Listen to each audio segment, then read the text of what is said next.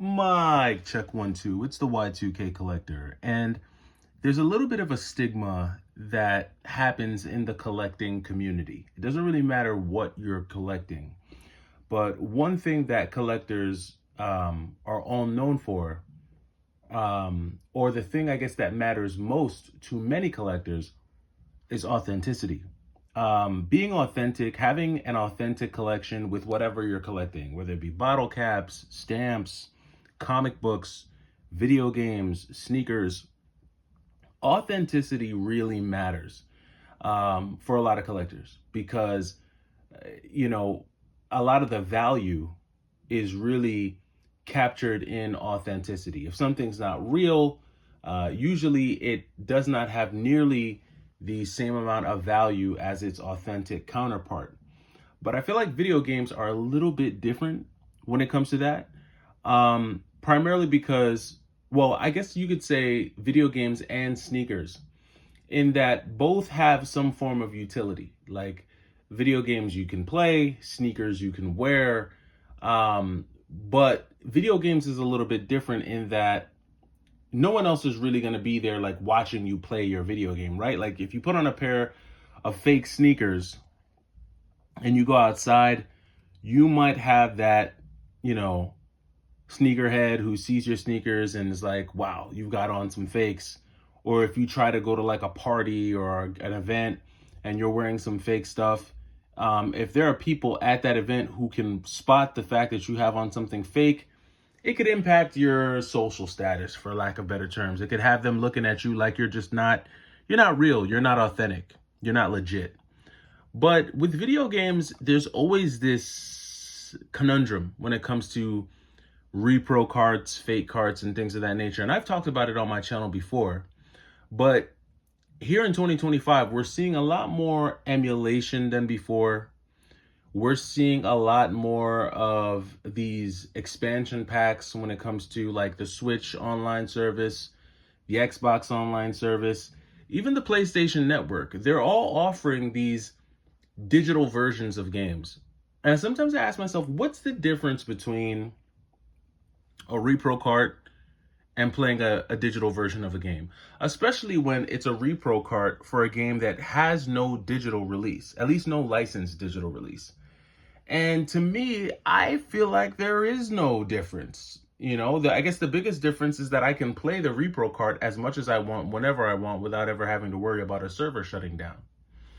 Whereas if I am dependent on a server for some type of online service, or if it's something that I've downloaded to a console, I have to keep that console. If I ever, remove the game from that console or sell that console, odds are I won't be able to re-download that game or get it back.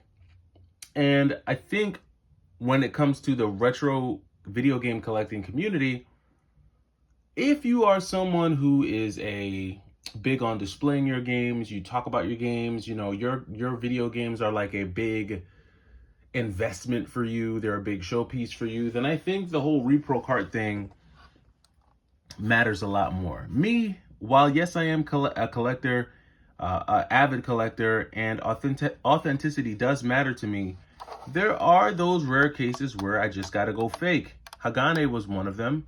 But not only Hagane, I've got other repro carts in my collection as well.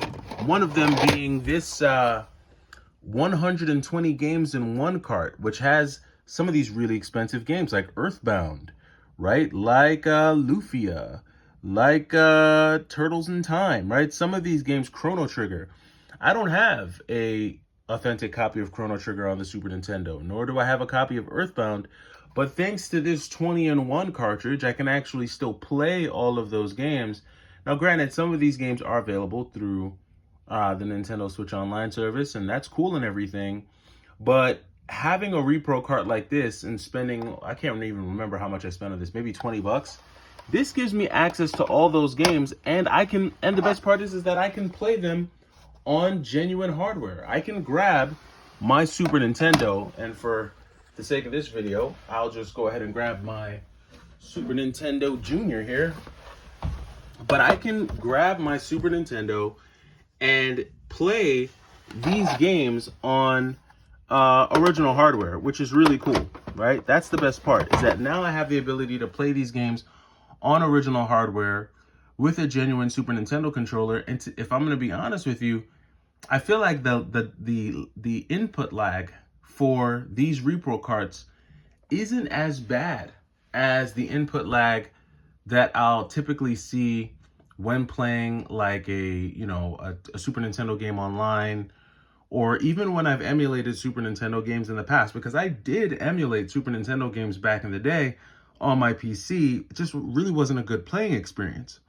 But here with this type of Repro cart, I do get a really decent gameplay experience, and I can play it on original hardware.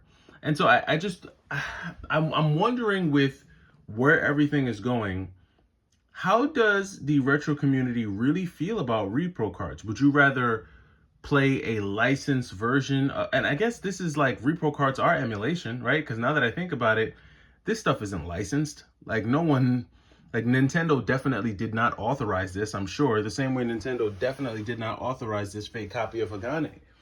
So which is worse? Are Repro carts worse, or is emulation worse? Because technically, they're kind of the same thing. Only the thing is, the Repro cart is, it's going to feel more comfortable. It's going to feel a little bit more authentic, especially when they make the actual cartridge look like authentic, right? Like, when they get it this close, you don't feel as bad, but it still is bad. And so that's my question for the retro community tonight.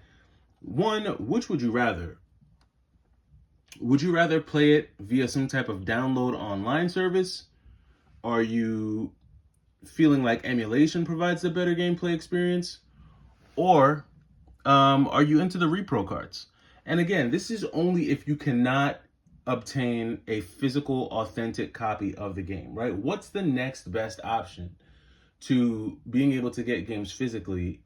Is it gonna be repros, some type of online service, or just straight up emulation? Because again, in some ways, Repro carts are the same as emulation. It just provides you that more of that authentic feeling. This is something that I've always kind of battled and debated with. And the more we start to kind of get access to these games online and through some type of online service, is the more I'm starting to think, okay, maybe getting a fake copy of Chrono Trigger ain't that bad, right? Like, especially if I can pick it up for $15 and the real game is, $200. Maybe a Repro cart of Space Megaforce might be the better way to go than paying the original price. But let me know what you guys think about this in the comments down below, and I'll be really interested to hear your thoughts. That does it for me. It's the Y2K Collector. Take it easy.